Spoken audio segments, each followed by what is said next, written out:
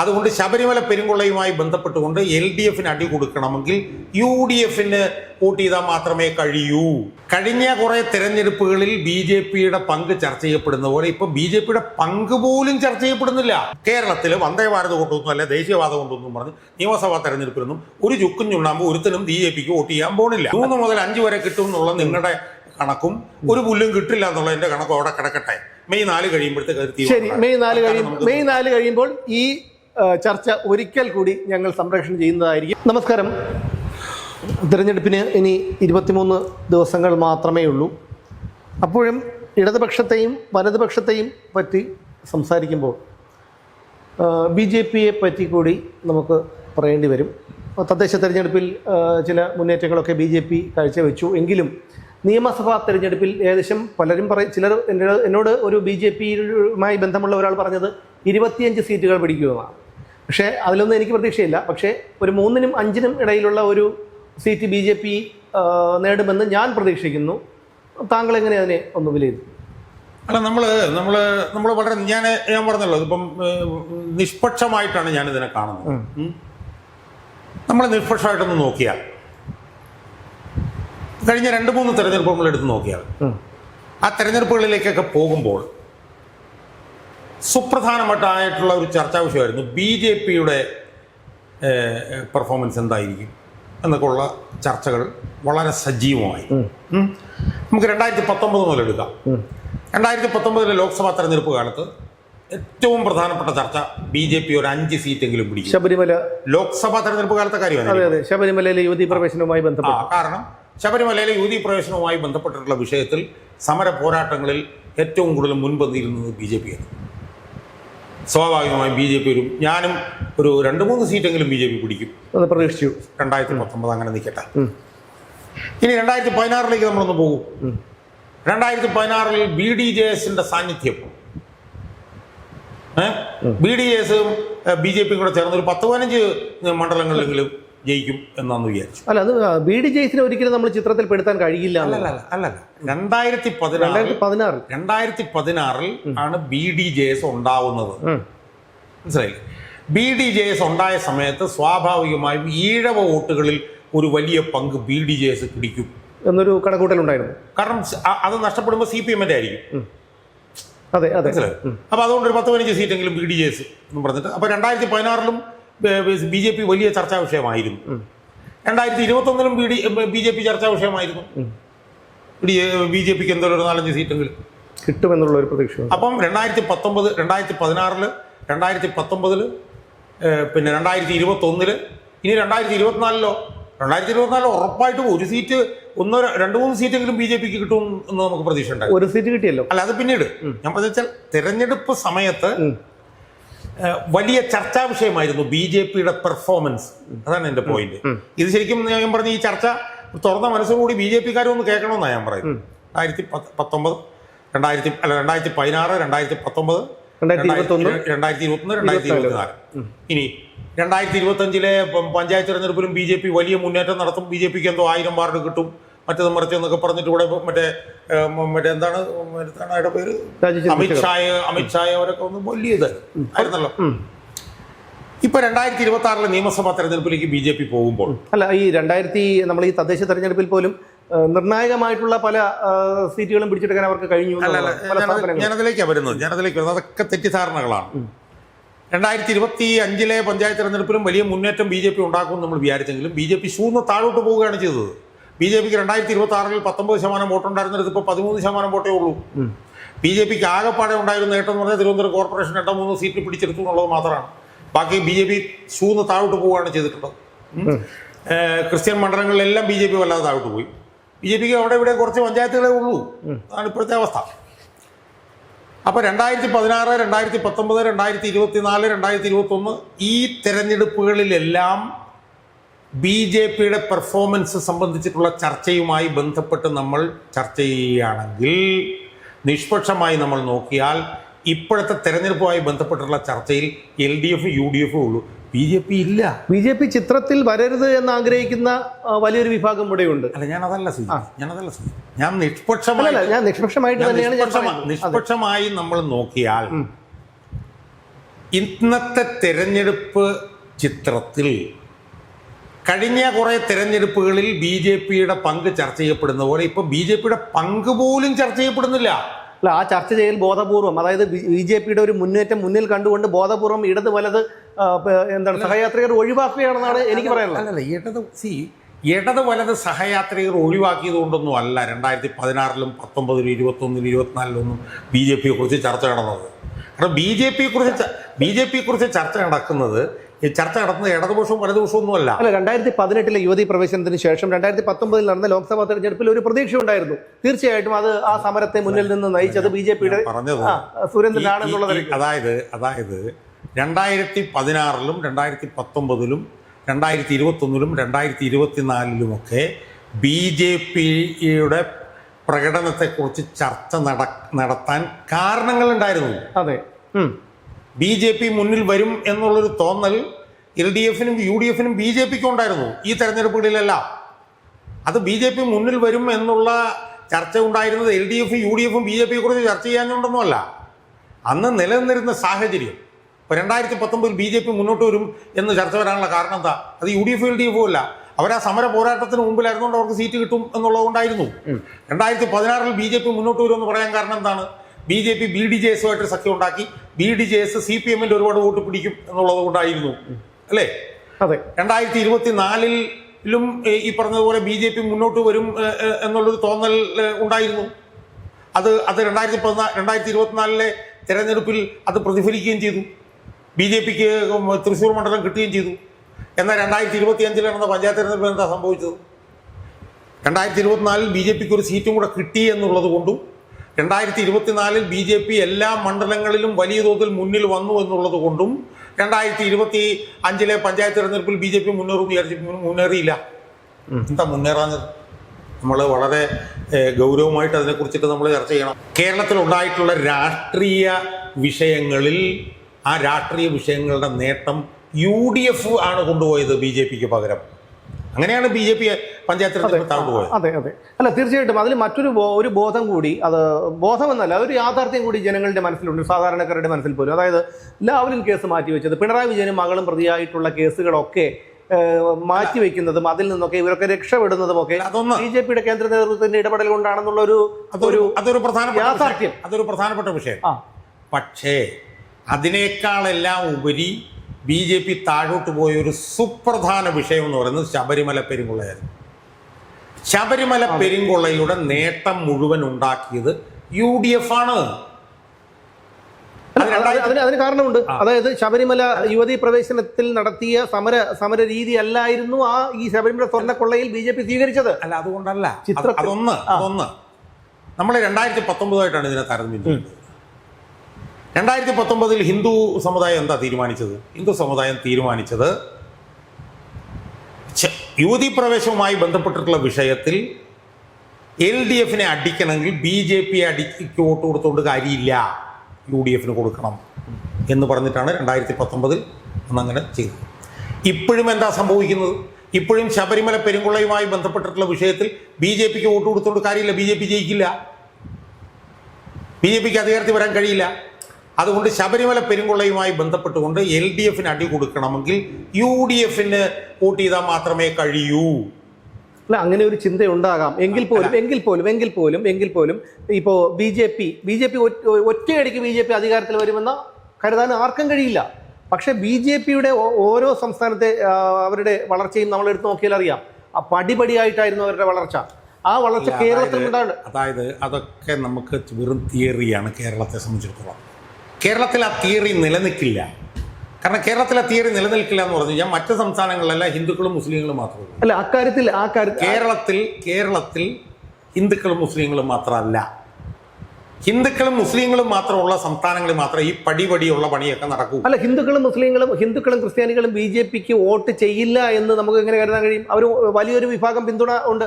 മുസ്ലിമിൻ്റെതായിട്ട് അല്ലെങ്കിൽ ചെറിയ തരത്തിലുള്ള ഒരു പിന്തുണ മുസ്ലിമിന്റെയും വലിയ തരത്തിലുള്ള ഒരു പിന്തുണ ക്രിസ്ത്യൻ വിഭാഗത്തിന്റെയും ബി ജെ പിക്ക് ഉണ്ട്. അതൊക്കെ തോന്നലാണ്. അതൊക്കെ ഞാൻ പറയില്ല തോന്നലാണെന്ന്. യാഥാർത്ഥ്യം എന്ന് പറഞ്ഞാൽ അത് വെറും മിഥ്യ മാത്രമാണ്. മിഥ്യ എന്താണ്? നമ്മൾ ഒന്ന് നോക്കുകയും ക്രിസ്ത്യാനികൾക്ക് 18% വോട്ടുണ്ട് കേരളത്തിൽ. അതിലൊരു 2% വോട്ടിന് അപ്പുറത്തേക്ക് ബി ജെ പിക്ക് കയറാൻ പറ്റിയിട്ടില്ല.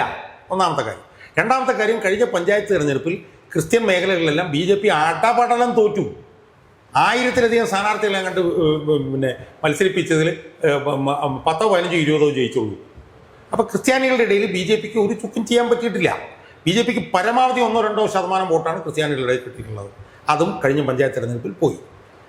ഹിന്ദുക്കളുടെ വോട്ട് പിടിച്ചാൽ മാത്രമേ BJPക്ക് കേരളത്തിൽ വളരാൻ പറ്റുള്ളൂ. ഹിന്ദുക്കൾ അടുത്ത തെരഞ്ഞെടുപ്പിൽ BJPക്ക് വോട്ട് ചെയ്യില്ല. എന്താണ് കാരണം? അതിൻ്റെ കാരണം എന്താണെന്ന് വെച്ച് കഴിഞ്ഞാൽ ഹിന്ദുക്കളെ വല്ലാതെ പരിക്കേറ്റിരിക്കുകയാണ് ഹിന്ദുക്കളുടെ മനസ്സ്. ആ പരിക്കേറ്റ മനസ്സ് സംബന്ധിച്ച് ശബരിമല വിഷയത്തിൽ മാത്രമാണ്. ആ ശബരിമല വിഷയത്തിൽ ഹിന്ദുക്കൾക്ക് കണക്ക് തീർക്കണമെങ്കിൽ അവരുടെ മുമ്പിൽ UDF ഉണ്ട്, BJP ഉണ്ട്. BJPക്ക് വോട്ട് ചെയ്ത് കഴിഞ്ഞാൽ വോട്ട് പോക്കാണ്. കാരണം ജയിക്കില്ല. ജയിക്കാൻ സാധ്യതയുള്ള സംവിധാനം UDFനാണ്. അതുകൊണ്ട് തന്നെ അടുത്ത തെരഞ്ഞെടുപ്പിൽ BJPയുടെ കോർ വോട്ട് ബാങ്ക് പോലും UDFിലേക്ക് ചോരും. അത് BJPക്ക് മനസ്സിലായിട്ടുമുണ്ട്. അതുകൊണ്ടാണ് BJP ഇത്തവണത്തെ തെരഞ്ഞെടുപ്പ് ചർച്ചാ വിഷയത്തിൽ പോലും BJP വരാത്തത്. നിങ്ങൾ എഴുതി വെച്ചുള്ളൂ.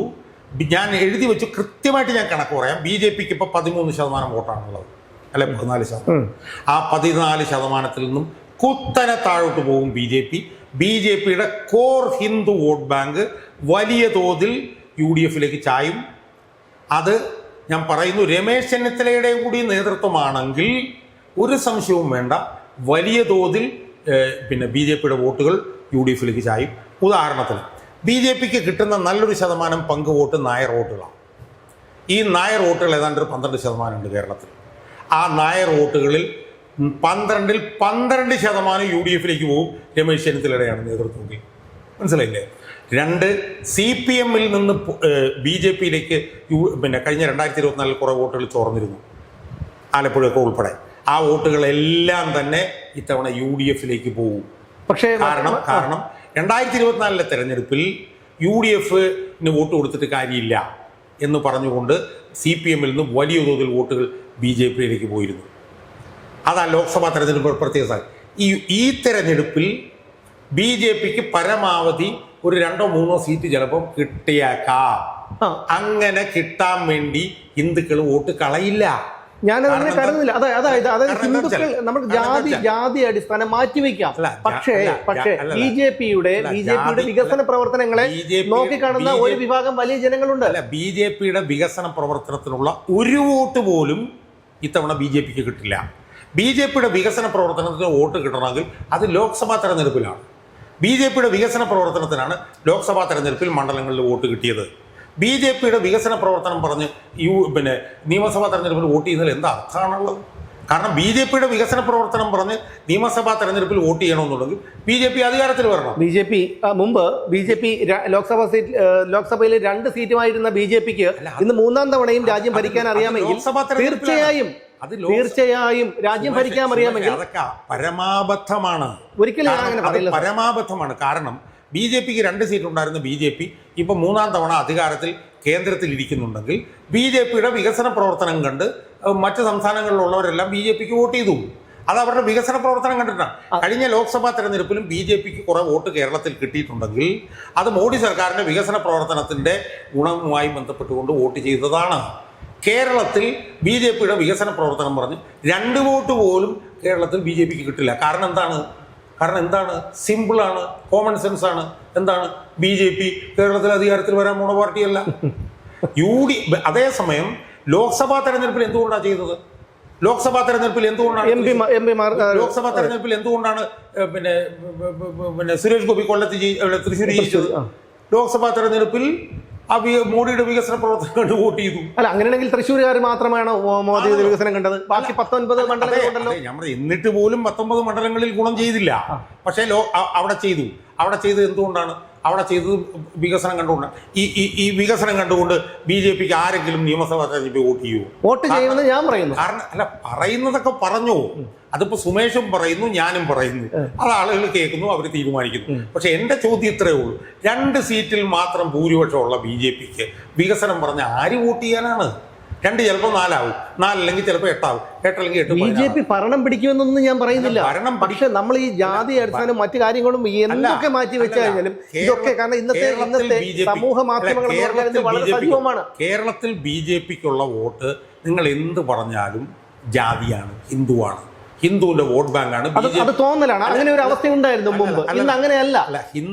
കേരളത്തിലെ BJPയുടെ ഇപ്പോൾ ഉള്ള 12%-ൽ 11% വോട്ടും ഹിന്ദുവിന്റെ വോട്ട് ബാങ്കാണ്. അത് വസ്തുതയാണ്. അത് ഒന്ന്.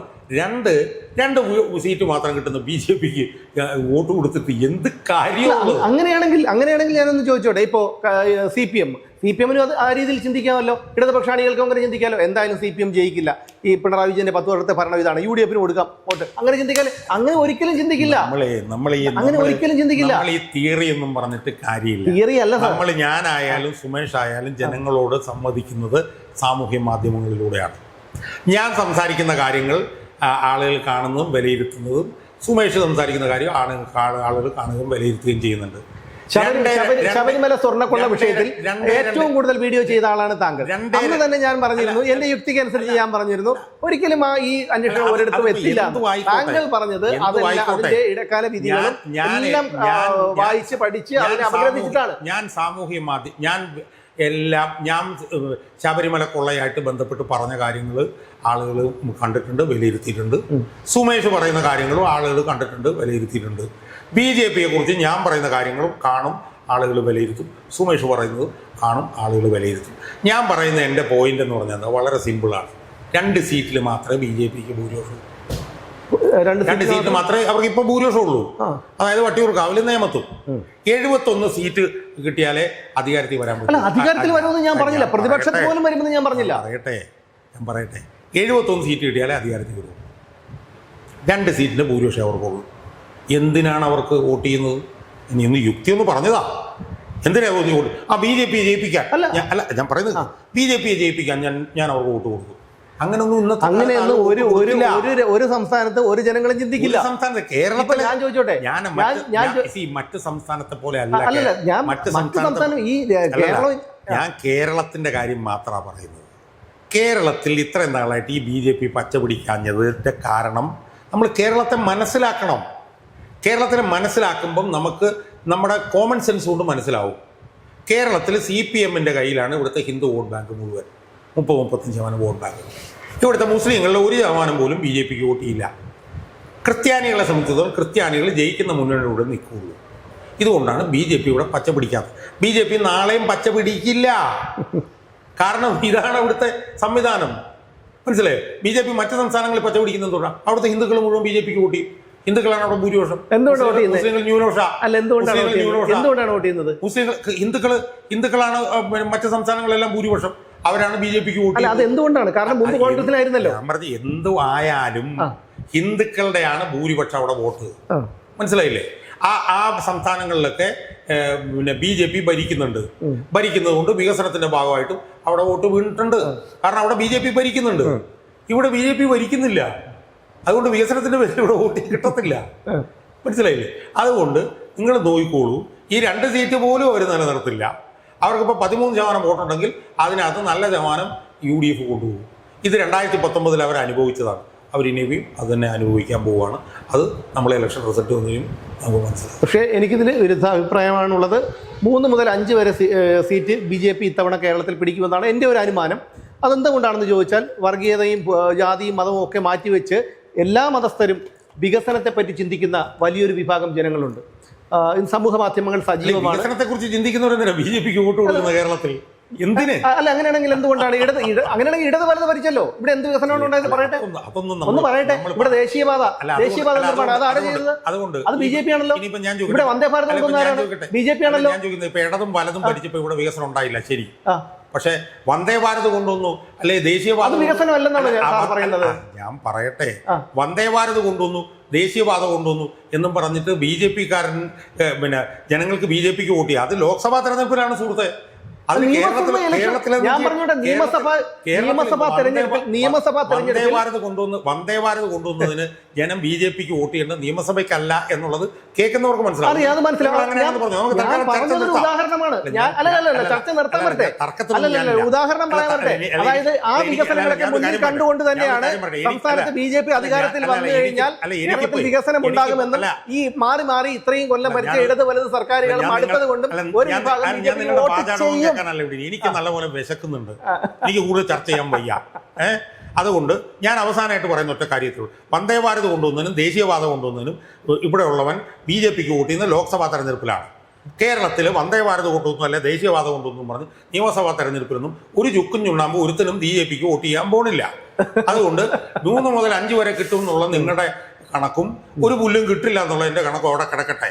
മെയ് 4 കഴിയുമ്പോഴത്തേക്ക് ശരി, മെയ് 4 കഴിയുമ്പോൾ ഈ ചർച്ച ഒരിക്കൽ കൂടി ഞങ്ങൾ സംപ്രേഷണം ചെയ്യുന്നതായിരിക്കും. 3 മുതൽ 5 വരെ സീറ്റ് ഇത്തവണ BJP പിടിക്കുമെന്ന് ഞാനും ഒരു സീറ്റ് പോലും പിടിക്കില്ല. ഞാൻ അവസാനമായിട്ടൊരു കാര്യം പറഞ്ഞേക്കാം. ഈ 3 മുതൽ 5 വരെ സീറ്റ് BJP പിടിക്കും എന്ന് നമ്മൾ ഒരു 15 വർഷം മുമ്പ് പോലെ ചർച്ച ചെയ്യുന്നുണ്ട്. 15 വർഷം മുമ്പ് പോലെ നേമത്തൊരു സീറ്റ് അവർക്ക് കിട്ടി, അതും പോയി അവരുടെ. ഇപ്പം വട്ടപൂജ്യമാണ് ഇവരുടെ ഉള്ളത്. 2014 ചർച്ച ചെയ്തു, 2016 അല്ല, നമ്മൾ ഈ തിയറിയൊക്കെ പറയാം. പക്ഷെ കേരളത്തിൽ കുറെ കാലമായി തെരഞ്ഞെടുപ്പ് ഇങ്ങനെ നടന്നുകൊണ്ടിരിക്കുന്നു. വട്ടപൂജ്യമോ അല്ലെ ഒന്നോ കിട്ടിയിട്ടുള്ളൂ ഇവർക്ക്.